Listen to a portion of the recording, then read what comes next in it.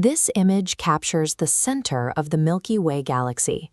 Hidden within this dense field of dust and stars is Sagittarius A star, a supermassive black hole with gravity so intense that it prevents even light from escaping. While black holes represent the most extreme forces in nature, it is possible to simulate these effects on a home computer using real physics equations. This requires a custom rendering architecture. Standard 3D engines assume light always travels in straight lines from a source to the eye, but that logic fails when gravity enters the equation. Because a massive object warps the geometry of spacetime, the light paths themselves are bent. Standard ray tracing cannot account for this curvature. To create an accurate visualization, we must build a C++ engine from scratch that calculates the path of light through curved spacetime. This engine shoots rays backward from the screen to their origin, but it calculates a new trajectory for every step the ray takes through the gravitational field. The goal is to find the null geodesic, the shortest possible path a photon can take through this curved grid.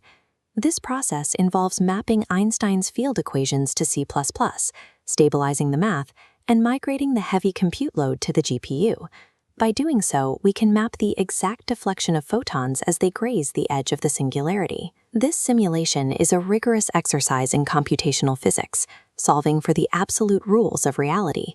Calculating spacetime curvature on a standard Cartesian grid creates massive computational overhead because the math must constantly translate linear coordinates into radial forces. Moving the engine to a polar coordinate system places the black hole singularity at the origin point, coordinate 0, 0.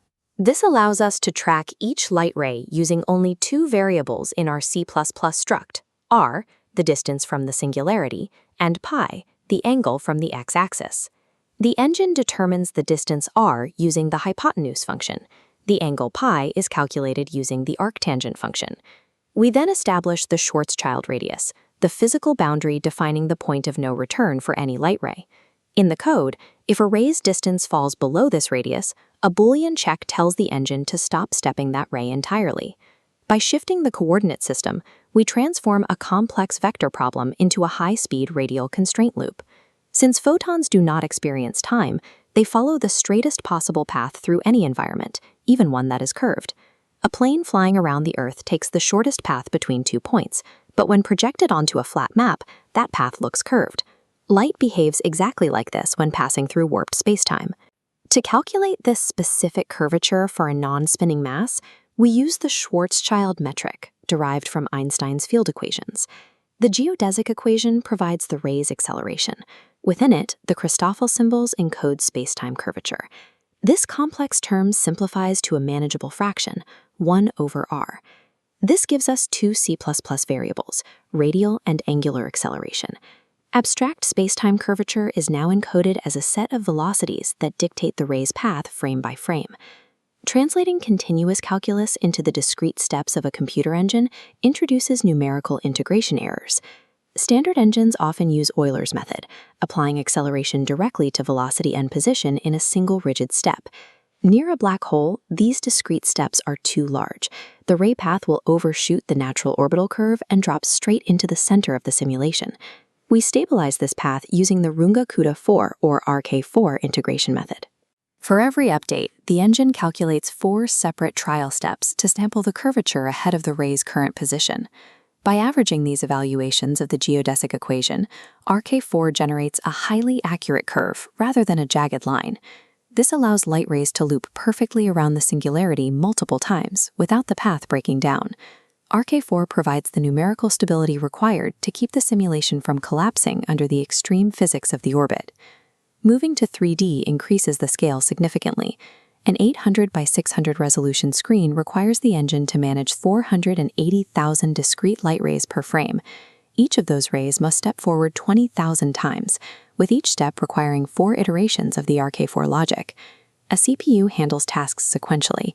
Under this massive load, the frame rate drops instantly, making real-time interaction impossible. Because ray calculations are embarrassingly parallel, the path of one ray doesn't impact any other. Graphics processing units are designed specifically for this massive parallelism. We migrate the geodesic math and the RK4 logic out of the main loop and into a dedicated GPU compute shader. Shifting from serial logic to parallel throughput allows the hardware to handle the billions of physics evaluations required for a real-time render. The final output shows the intense warping of the accretion disk as gravity bends the light around the horizon. Mapping the Schwarzschild metric to a polar grid established the physical boundaries of this environment. Numerical stability was then achieved by evaluating the geodesic equation through the RK4 integration loops. Finally, the massive computational scale was managed by moving all of these independent operations to the parallel GPU shader. The C++ code bridges the gap between abstract astrophysics and real-time visualization. It serves as evidence that even the most incomprehensible phenomena in the universe are bound by logic that can be precisely reverse-engineered, pixel by pixel.